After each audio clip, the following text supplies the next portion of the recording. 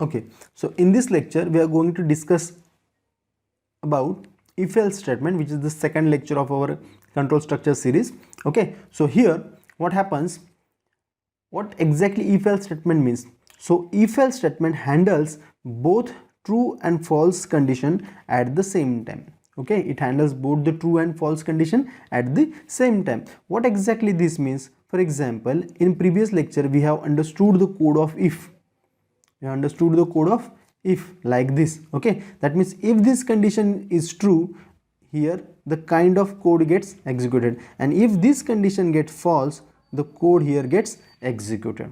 Okay, so these are two different conditions. We merge these two conditions in an if and then block, so it is easy to understand. So what exactly the syntax of this, that if, and there is an expression which is also called as a condition, which is very simple. Okay, as we have seen it before also. So if this condition gets true, the block 1 gets executed, which is near to this if statement, and if this condition is false, then the block of else, that is block 2, gets executed, because we have written the else statement there. So this block 1, once it get executed, that when this condition becomes true, and when the else, that is block 2, gets executed with the value 0 or the value false as an boolean value. Okay, so I think you understood well.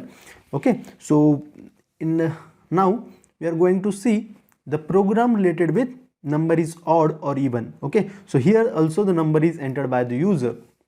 Now check here, hash include stdio.h, that is the main function now, and we have declared a variable integer a, as we have seen in previous lectures that what exactly mean by declaration is. So integer a, that means a is now holding the value of any integer type. Okay, so printf enter the value, and then we entered a value, and which is going to store in a sorry, I forgot to mention here address of operator.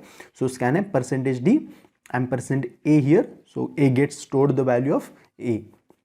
Now we have checked the condition if a mod 2, that is a modulus operator 2, equals to 0.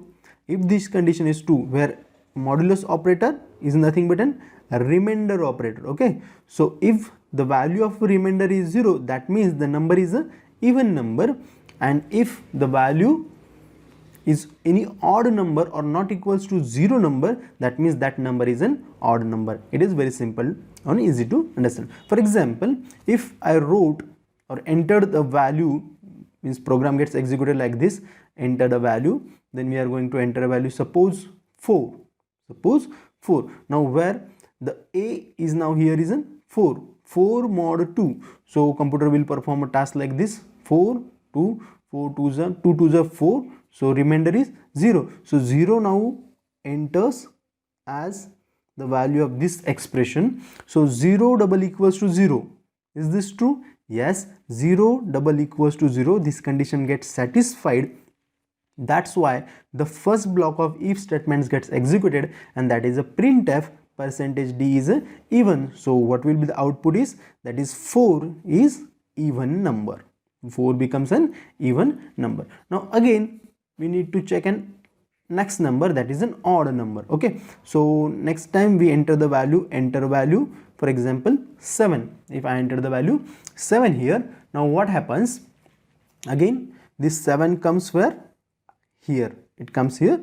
Okay, so 7 mod 2, so computer will perform like this, 2 6, and here the remainder is 1. So this 1, where it goes, it goes here, that becomes 1